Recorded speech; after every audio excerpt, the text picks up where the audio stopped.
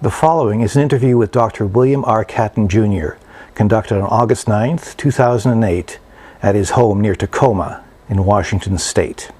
Most of the questions in this interview will focus on Dr. Catton's book, Overshoot, the Ecological Basis of Revolutionary Change. This book, which was published in 1980, analyzed humankind's ecological predicament with extraordinary courage and insight. It is now becoming widely recognized as a seminal statement that has been ignored far too long. Dr. Catton, your education is in sociology, and your early research was on purely social issues, problem drinking, organizational behavior, etc.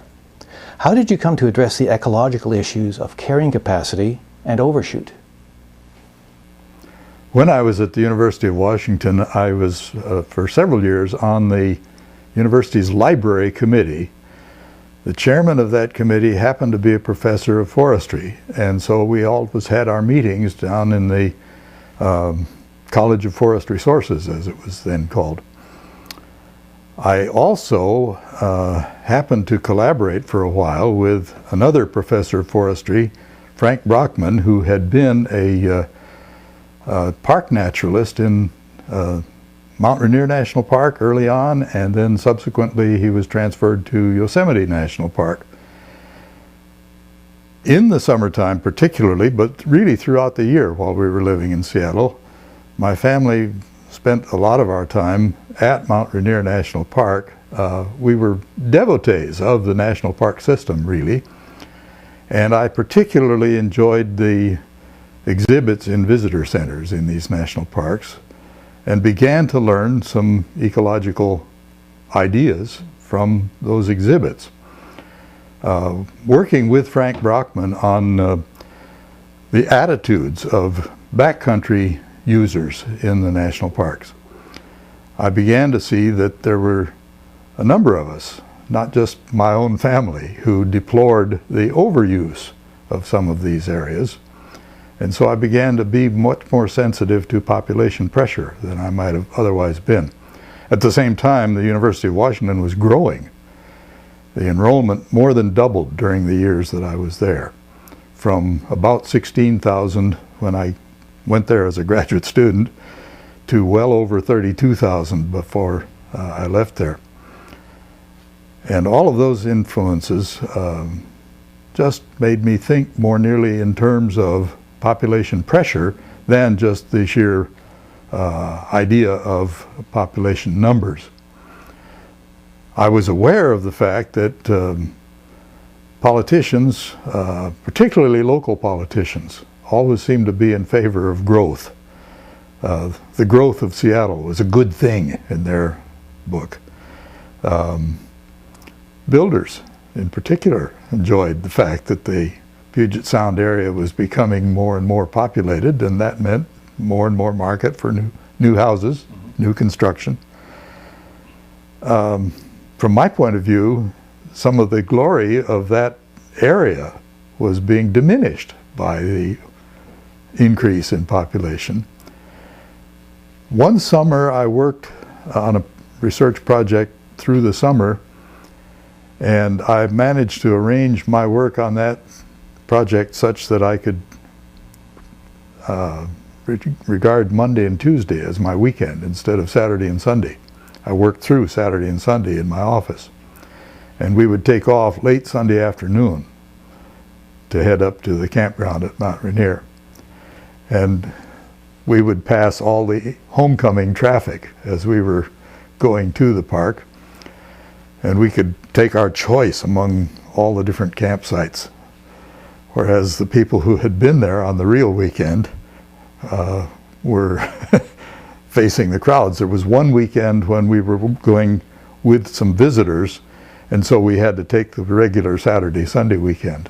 And we had a hard time finding a suitable campsite when we got there. So the experiences like that sensitized me to the impact of population pressure. But that was only one of many variables that I subsequently began to learn were important in understanding how ecosystems function. At least that was a start.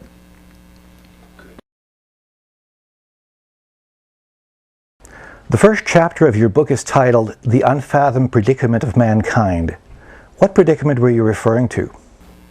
The predicament that I was referring to really deals with the fact that we live in a culture that was largely shaped by the experience of Europeans moving to what they defined as the New World, when it was new, when the population density here of people we now call Native Americans, that we then called Indians, was so much less than the density of population in Europe at the time. Our institutions were based on the assumption that there was room to grow. Our values were based on the freedoms that you could have when there's that much open space to be used, when the resources had barely begun to be tapped, that would later be tapped in large measure and would become scarce. Okay, after several centuries of the kind of growth that happened after the beginning of European colonization of the New World, we are now more densely populated in North America than Europe was at the time that that began. And we are a much larger species than we were then, not in terms of our own body size, but in terms of all the apparatus that we use to live in a modern lifestyle. So the predicament that we face is that we've converted what started out to be a vast carrying capacity surplus into what is now a carrying capacity deficit, where the load that we're imposing upon the ecosystem of the whole planet, let alone of this particular continent, the load is much in excess of the carrying capacity. We haven't yet learned to face the fact that we are now living in a world with a carrying capacity deficit. And that's the nature of the predicament, but we keep defining it in political and economic terms that miss the point. Do you think we fathom it better today than we did 30 years ago? We're beginning to. There are beginning to be more and more writers who are writing about the depletion of resources and about what happens to the materials that we extract from the earth and use after we've used them. They've got to go somewhere, and so we've begun to be conscious of pollution, but we still tend to think largely in terms of we've polluted this area, now we have to do a cleanup job. Well, when you clean it up, you have to put it somewhere else, and we're running out of somewhere else's. Also, we have too long used the atmosphere of the planet as a garbage dump, and we're now beginning to have the repercussions of what we've done by way of changing the atmosphere. The CO2 content of the atmosphere has almost doubled in the time that we've been, well, since the Industrial Revolution. And we're now beginning to have the repercussions of that with global warming and the beginning of measurable rise of sea level, change of the seasons, movement of biotic communities to the higher latitudes, and disruption of many aspects of human life that we didn't foresee coming. So there's more people writing about that. There's more public awareness of it. Even though there are many people who still doubt the reality of global warming, at least the vast majority of the public is now familiar with that phrase. And so yes, I think we're more perceptive than we were at the time I was writing. You state repeatedly that we are stealing from the future. What is the nature of this theft? Resources that we use today, since they include a preponderance of non-renewable resources, are resources that will be unavailable to posterity. That's the sense in which we're stealing directly from the future. We're also, by changing the conditions of life inadvertently through our waste disposal and so on, making areas that were marvelously habitable and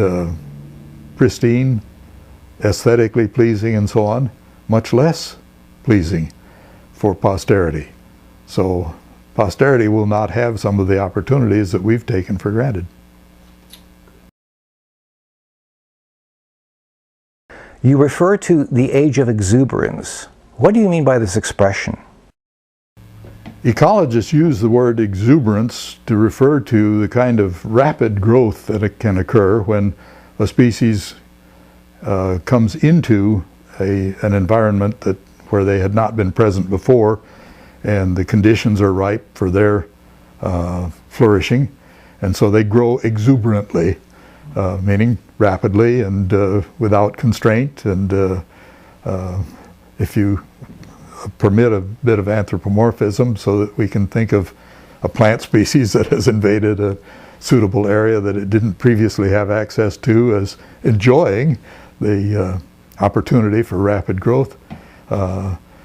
There's two meanings to the word exuberance. Exuberance can be just that impersonal, ecological, rapid growth benefit of the circumstances, but there's emotional exuberance too. We feel exuberant when things are going well for us. And if you can imagine the new population of shrubbery or new population of trees that have come into an area by the seeds having been transported there somehow, having emotions that humans can have, why, you can imagine them being exuberant. That's what I meant. We did live in a time when the world was so abundantly endowed with the things that humans could use that we grew exuberantly. And now we're in a post-exuberant time because we've overdone it. You say that our species has used two main approaches to expand its global impact: takeover and drawdown. Could you explain what these are? Well, for example, when Europeans began migrating to the New World, we were taking over for European ways of life, areas that had previously been occupied by a population of people who were still living by a Stone Age culture largely. And they didn't have the advantages of firearms until they began getting them from our European ancestors. But they, in turn, had migrated to this hemisphere from Asia, across the Bering Land Bridge and so on. And they had taken over for human use areas that had previously been available entirely for non-human species. That's the takeover method, when one species moves into an area and takes over resources that previously would have been used entirely by other species. The drawdown method that has superseded that, in our way of thinking, has to do with our drawing down the finite deposits of non-renewable resources, the fossil fuels, for example, mineral ores, substances that do not get replenished in an annual growth cycle like agricultural products do. And the drawdown method enabled us to live more abundantly, have a higher level of prosperity and so on when it was new. But if you keep that method going long enough, you exhaust resources. We're beginning to have depletion problems now in a sufficient scale that we're beginning to be aware of them. We started depleting things right from the start, but as somebody has said, you start dying as soon as you're born. The same is true of civilizations as well as of individuals. But not to make too much of a point of that little simile, we did start depleting things as soon as we started using them. Now we're beginning to feel the effects of that accumulated depletion. Many people think that Thomas Malthus was overly pessimistic about population and food supplies.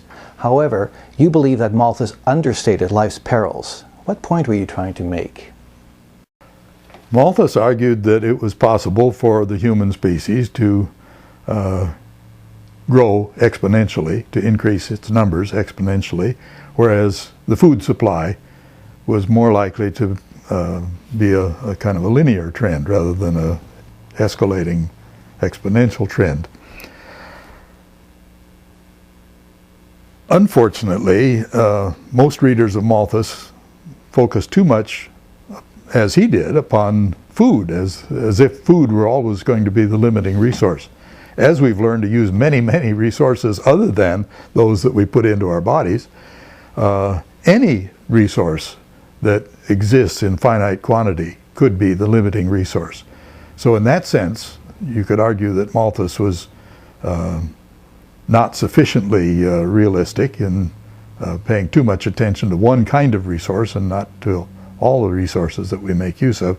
Also, Malthus seemed to think that, well, I should begin by saying that he really was not interested in predicting the future. He was interested in showing that population would increase exponentially if unchecked, or when unchecked, as he put it.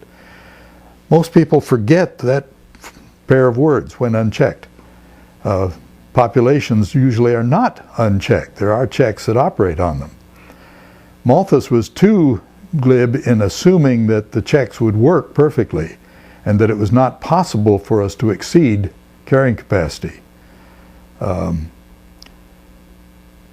We can exceed carrying capacity, but only temporarily, by using an accumulation of resources that have been stockpiled somehow. When we exceed carrying capacity and we get into this period of a carrying capacity deficit, then we've got troubles coming.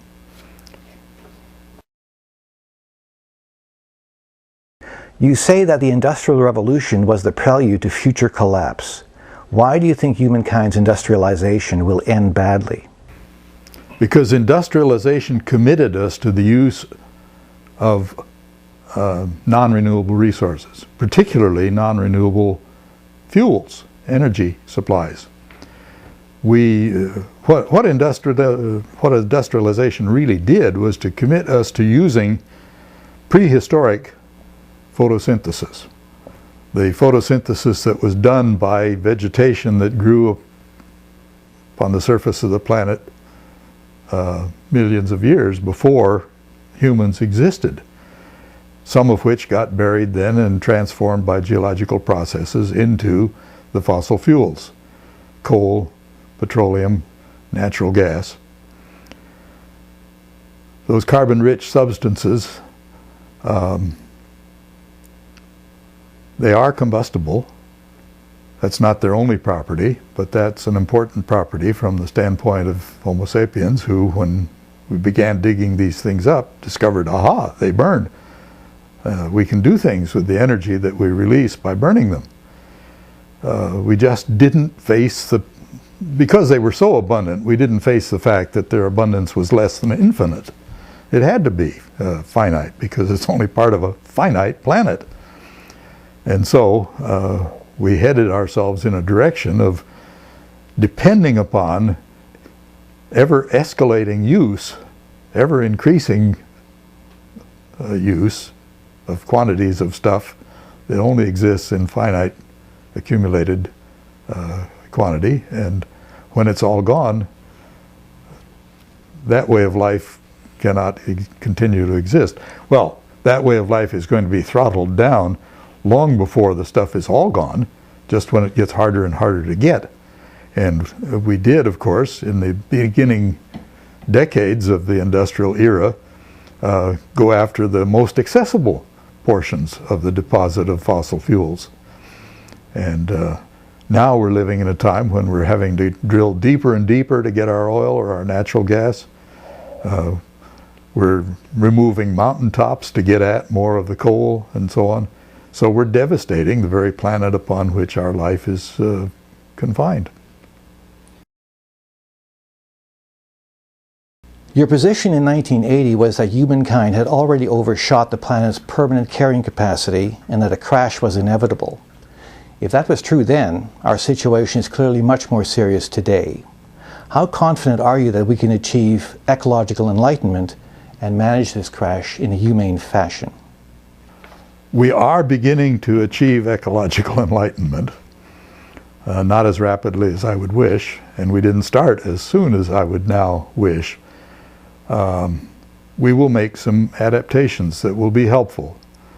But because we have started so much too late, having already overshot carrying capacity and continuing the overshoot process right now,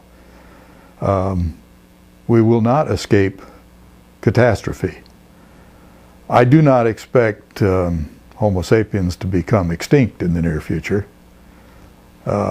Briefly, I did worry about that for a while, but I think the one way in which our superabundance will serve us in the long run is that there will be a remnant of the present population even after the catastrophe happens. But that's what we're going to have to face, is that it will only be a remnant. 6.7 billion of us are so far in excess of the carrying capacity of this planet for our ways of life, even for our early ways of life, that the remnant will be much, much smaller than that. I've begun to describe the 21st century as the bottleneck century. Ecologists speak of bottlenecks as situations in which a superabundant species has to diminish in number, and only a remnant population gets through the bottleneck. And that's what's going to happen to us, I think, in this century.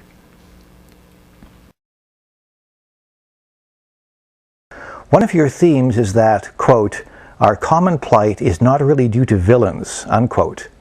What do you mean by this? It's too easy to blame somebody for our troubles, some individual or some small group of individuals. But if our troubles are really due to the fact that industrialization led us in the direction of reliance on non-renewable resources to a great extent, and enabled us to multiply way beyond carrying capacity, we all participated in the process. The inventors of the devices that enabled us to do this were good people. They weren't villains. James Watt, who invented the steam engine and began the process, really, of our excessive reliance on the prehistoric photosynthesis that occurred during the Carboniferous period that laid down this supply of combustible materials. He was a good man, and it would do no good now to say, oh, that bad man should not have done that. He wasn't a bad man. Sure, there are villains, but the villains are not the major source of our difficulties today. And the tendency to look for a villain and then to seek vengeance and to confuse vengeance with justice, and to confuse even justice with solution to our problem, is a part of the problem.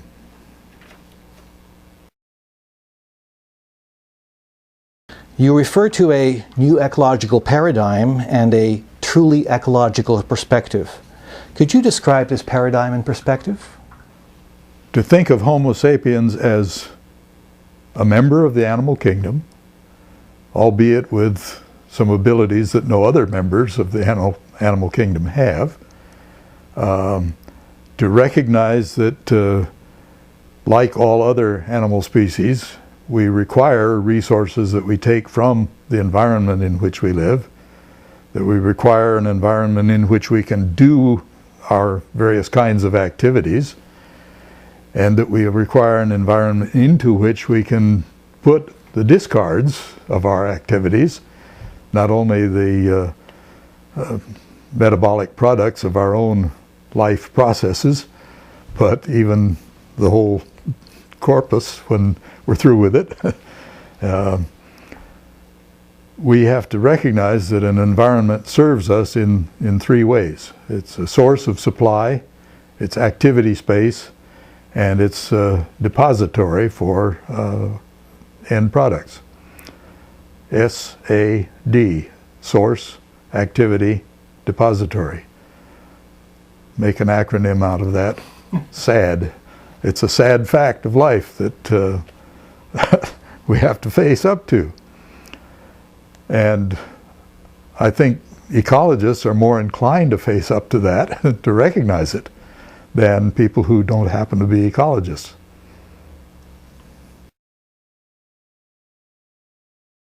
You deride a common attitude that you call cargoism. Could you explain what this is and why you oppose it? In the Melanesian region of the Western Pacific, when the Europeans began invading that area, the native population, the Melanesians, were impressed with the equipment that European and American people had, particularly in World War II. This is when it really became strong, when ships brought all kinds of stuff to the islands that these people marveled at, and airplanes brought stuff. They developed what were called cargo cults. They could see this cargo coming in, and the Europeans had it and they didn't have it, and they developed a mythology that suggested that some of their brethren elsewhere in the world might have been producing this stuff, and it was rightfully theirs if only they could get the right belief system and so on, and take possession of it. And they even started building wharfs and runways for the expected transport that was going to bring the cargo to them. Well, by using that as a metaphor, I've argued that modern people expect cargo to come, the products of industry just to keep coming and so on. And cargoism is my term for the expectation that this stuff will keep coming even when we have already overshot carrying capacity. And I'm arguing that we're really not a whole lot better off with our modern version of that superstition than the Melanesians were with their version of it. Dr. Catton, you feel that exuberance and optimism are dangerous and that we should expect the worst. Why do you think this is the correct attitude? Because the worst is going to come. And if we don't expect it, it'll hit us harder than if we are expecting it.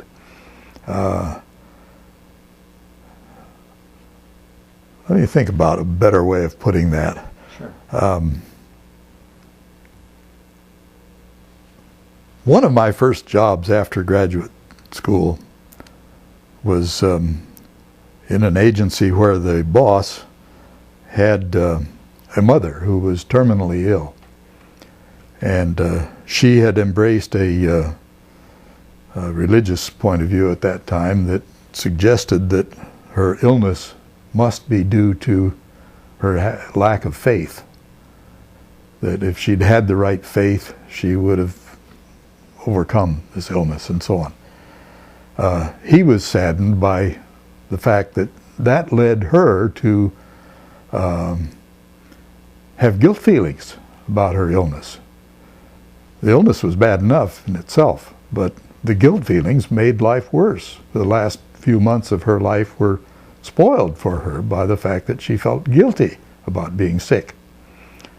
I think our civilization is somewhat in that kind of dilemma, that we tend to think that somehow we are bad people because of the things that we're doing to this planet, rather than that innocently we just happen to find that stuff that we got out of the ground that was combustible as fuel and burned it and spoiled the atmosphere. We ought to recognize that there have been other species that have fouled their own nests and did it innocently, but they had to face the consequences eventually. But at least they didn't have to get sad about how bad we were for fouling our nest and so on.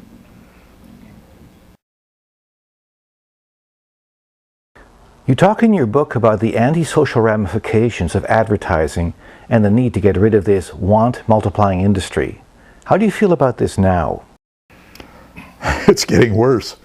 I think the advertising industry is an industry that fundamentally does make us want things we don't have. Combined with the pattern of artificial obsolescence that so many of our manufacturers now practice. This year's model should replace last year's model, even though last year's model is still functioning. The fashion industry and clothing, automobiles, appliances, everything else. it makes us a wasteful species. And it's hastening the problems that must arise from the carrying capacity deficit that we have created. We're increasing the carrying capacity deficit by pell-mell overproduction of stuff we don't need because the manufacturers need to sell it. And the ultimate culprit in this is not a person. The ultimate culprit is the fact that we as a species are capable of intra-species division of labor. We can function as if we were many species. Each occupation is like a different species. Each occupation with different tools, different apparatus, different equipment makes different demands upon the ecosystem and has different resource requirements. And the stuff that any particular occupation produces, or the service that any particular occupation provides, is greatly in excess of what the members of that occupational group can themselves use. They have to sell it to somebody else and get from the somebody else's all the other things that they want and need. And so the exchange process that is the natural accompaniment of division of labor makes us all utterly dependent upon selling things, either selling the words that I can generate as an academic, or the product that I generate as a member of the production staff on an assembly line. If you can't sell it, it's not doing you any good to produce it. And so the advertising industry is our mechanism for selling that. Look what it's done to the U.S. Postal Service, for example. The U.S. Postal Service now is almost reduced to being the delivery arm for the advertising industry. The stuff that we get out of our mailbox each day is almost entirely advertising, catalogs and things. That's partly because modern electronics has made the delivery of real mail mostly by email, but it's also because the postal rates are such that all of this junk mail that comes to us is sent at a lower rate of postage than even the second ounce of a 1 ounce letter. It makes no sense, really. Certainly if you have an ecological perspective, it makes no sense.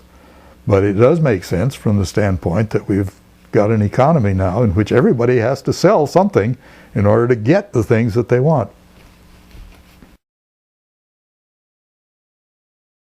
Like William Ophuls, you claim that ecological scarcity could undermine democratic institutions. Could you elaborate on this? People are free to do pretty much as they please if there are few enough of us, so that the impact of what we do with our local bit of habitat upon others is minimal. But when there are too many of us, and when we're trying to do too many things, anything we do impinges upon others.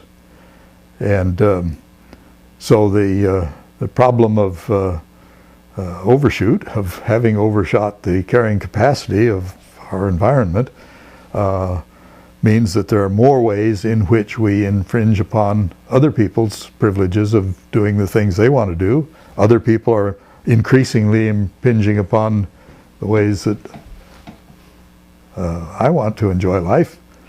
And it becomes harder and harder for each of us to be completely free to do as we please. Now, what's the political implication of that? Well, we have to have more regulation, more restrictions. We have zoning to make it certain that in a nice residential area you have only residences. The factories have to be somewhere else. The stores have to be somewhere else. Houses of ill repute have to be somewhere else, not in the nice residential area and so on. But people resent regulation. We don't like to be over-regulated, and so every once in a while we get a burst of political effort to deregulate. We deregulated the airlines, and for a while supposedly that was going to enable us to fly at cheaper prices and so on. But it's now beginning to drive some airlines bankrupt. Now they're having to charge for every piece of luggage that you take and so on, in order not to look like they're raising the fares. The competition between regulation and deregulation is escalating because of the fact that there's simply more of us trying to do more things than the planet can really accommodate. You said in 1980 that those in your own field, sociology, were so impressed with humankind's special attributes that they almost lost sight of our biological underpinnings. Do you think that sociologists, and social sciences generally, have finally woken up to humankind's true nature? Some have, many haven't. There was an interesting sociologist by the name of Piotr Alexandrovich Sorokin, born, as you could tell from the name, in Russia. He was an emigre from the Soviet Union to the United States, taught at the University of Minnesota for a while. He wrote a book on hunger as a factor in human affairs that was one of the early ones, really, to take account of the fact that a human organism is still, after all, an organism. He was inspired to write that book by the fact that he had to live through the Russian famine, and he was aware of other ways besides hunger in which the human organism is subject to the influences of the physical, biological, chemical characteristics of its environment. I don't know that that book ever sold very well, but for a while it was very difficult for a sociologist who was trying to say things along those lines to get that sort of thing into print, because that just wasn't part of the culture of the social sciences.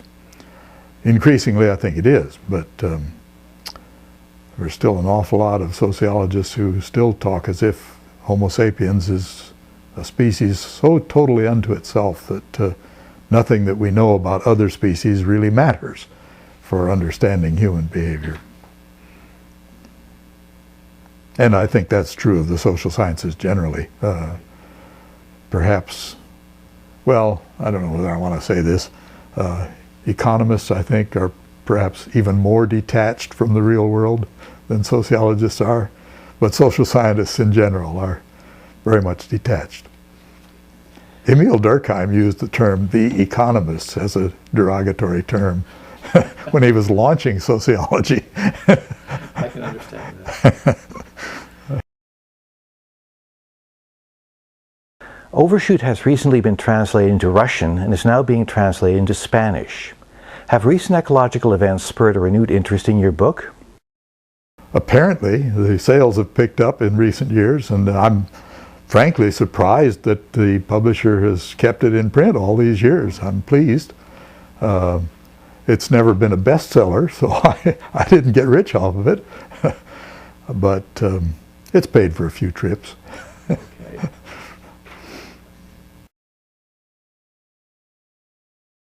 Do you think humankind will ever learn to be ecologically modest and practice the self-restraint that you identify as our indispensable hope? Some of us will, many of us won't.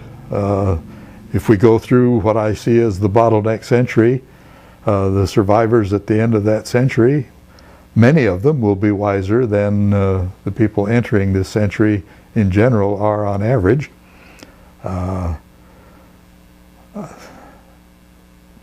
Any field of knowledge is bound to be a specialty of some people and not a matter of familiarity to most people.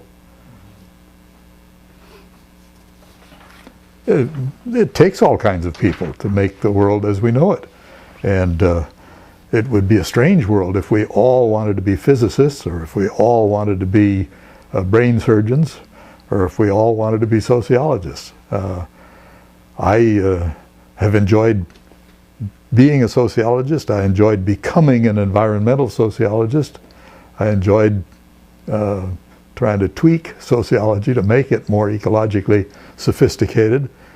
But it would be a dreadful world if we thought that everybody had to have a PhD in sociology. We need other kinds.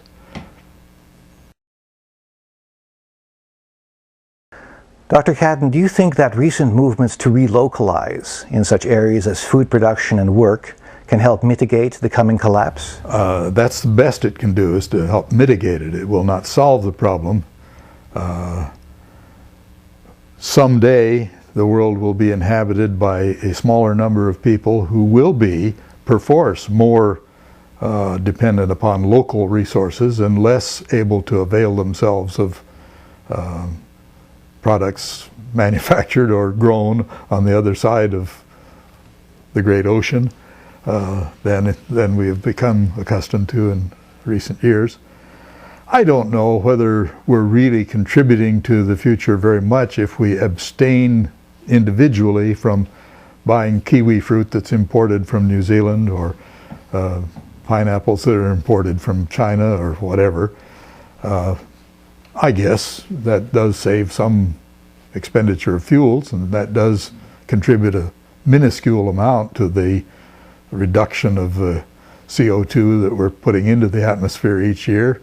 And so it delays global warming a little bit, but a very little bit.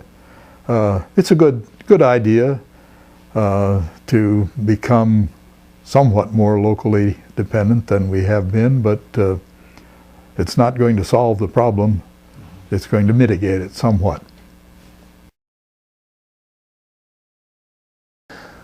Dr. Catton, one person who admires your work has said that you could be read as being deterministic or fatalistic.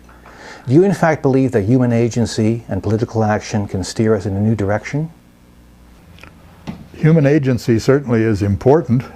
People do have the ability to make decisions, to do this rather than that. The making of good decisions depends upon acquiring an adequate fund of relevant knowledge. I'm a determinist in the sense that I do believe in cause and effect. I don't believe that we make our decisions without any kind of causation at all. Am I a fatalist? No. Depends on how you define fatalism, for one thing. I think one very important contribution to our understanding of life was made by a sociologist I happen to disagree with to a considerable extent, C. Wright Mills of Columbia University. He wrote a book on the causes of World War III, in which he argued that it was a good question as to whether men make history or history makes men. That was back when we said men, and now we would say persons. But he defined fate in a very interesting way. And I don't think this is the best definition of all forms of fate, but it's a good definition of a particular form of fate. I would call it anthropogenic fate, which is a special version. He said fate happens when the results of innumerable individual decisions about other matters accumulate to produce an outcome nobody intended. And I think that's what's happening with respect to global warming and with the depletion of exhaustible resources and so on. Nobody intended to produce a carrying capacity deficit.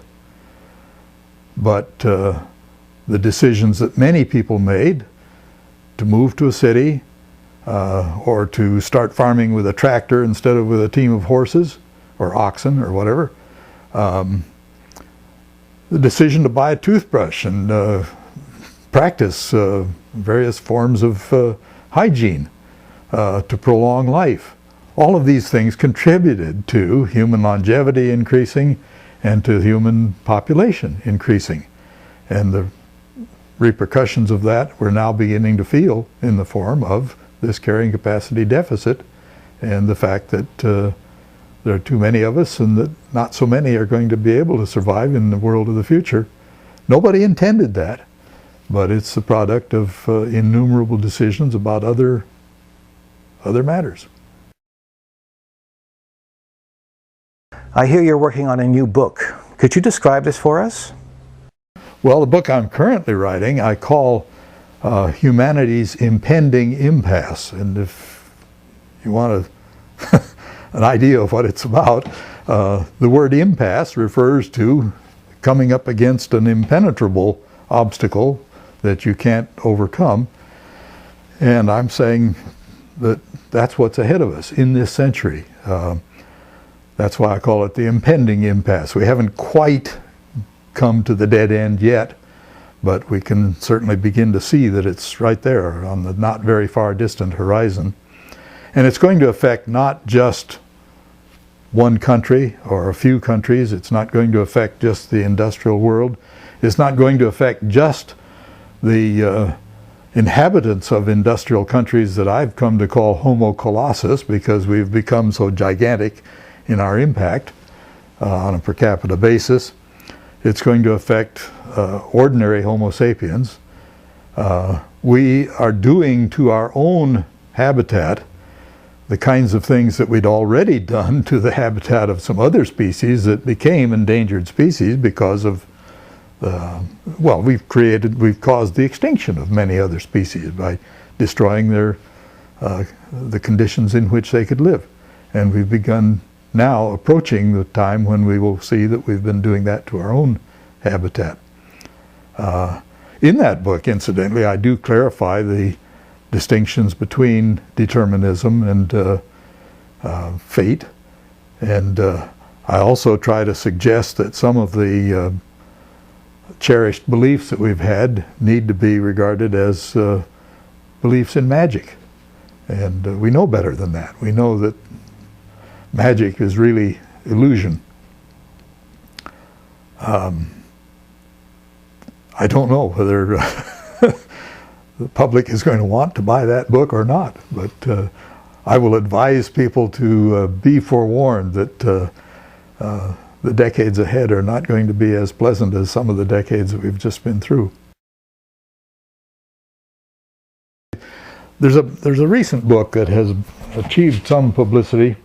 The last lecture by, what's his name, Rausch? Yeah.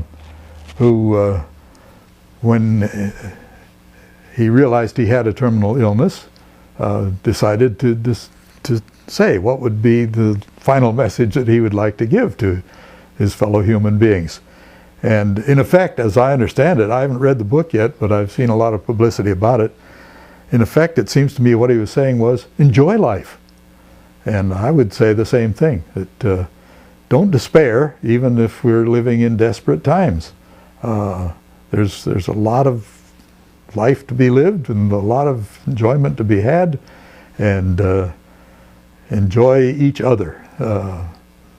Human beings are a marvelous species, even though we make some tremendous blunders.